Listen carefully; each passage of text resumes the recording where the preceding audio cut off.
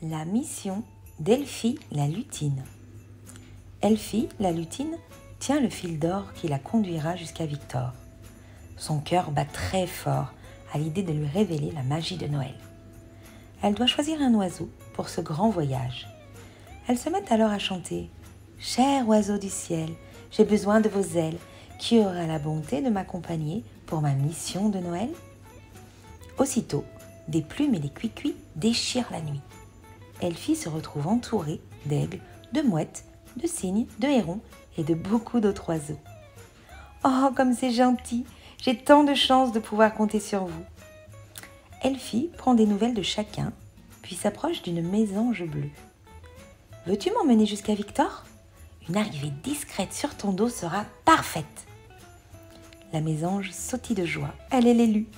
Elle se couche devant Elfie pour qu'elle puisse monter sur son dos. Puis, quand la lutine est bien installée, la mésange déploie ses ailes et plonge dans la nuit en suivant le fil doré. Elle traverse des nuages, des reflets de lune, un lever de soleil, un arc-en-ciel et un magnifique ciel bleu avant de survoler une ville. C'est l'après-midi et le fil que tient Elfie se dirige vers un grand immeuble. La mésange et Elfie arrivent devant l'appartement du 7e étage. « Oh là là, que de cris !» se dit Elfie en s'approchant de la fenêtre du salon.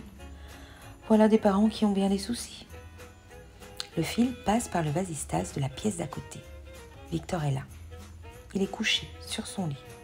On dirait qu'il dort. Elfie observe la chambre. Des photos de chats, des jouets pour chats, un bol plein de lait, mais pas de chat. Elfie a compris. Elle explique à la mésange. Victor aime beaucoup son chat, qui le console quand ses parents ont trop d'ennuis. Mais son chat est parti. La mésange passe par le vasistas et se pose près de Victor. Maintenant, c'est sûr, Victor ne dort pas, il pleure. On arrive au bon moment. C'était vraiment urgent, dit Elfie. Elle caresse le front de Victor de sa petite main. Aussitôt, il se redresse et aperçoit la lutine à côté d'une mésange bleue. Oh, quel choc! Pendant une seconde, Victor est transformé en statue et le temps s'arrête. Alors, la magie d'Elfie entre dans sa bouche, dans ses yeux et même dans ses oreilles.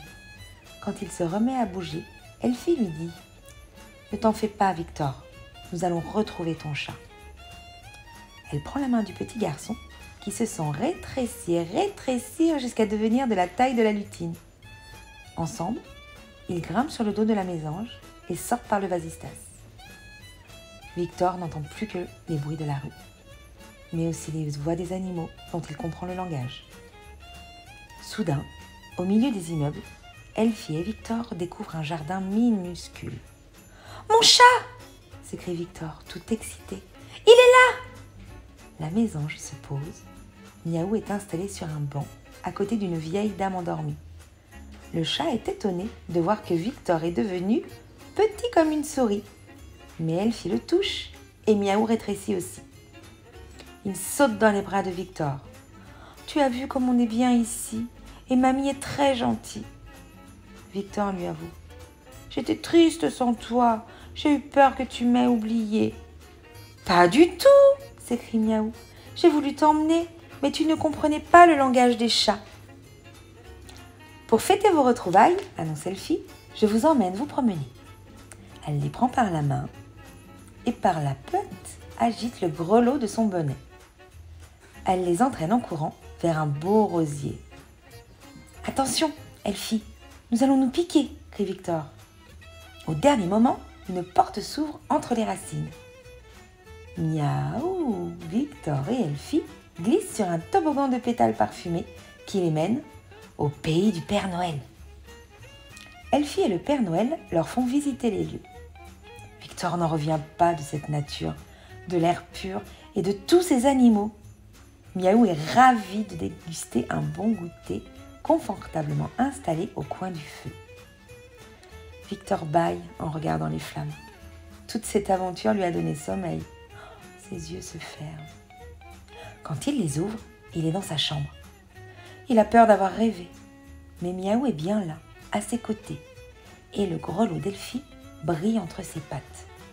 son chat lui dit « Si tu veux, demain, on ira jouer dans le jardin de mamie. » Victor s'aperçoit qu'il comprend parfaitement le langage de son chat. Alors il se souvient de tout. Ses parents viennent l'embrasser. « Petit cœur, n'oublie pas que Noël approche. » Et c'est avec des étoiles plein les yeux que Victor leur dit « Cette année, on aura tous un très joyeux Noël. »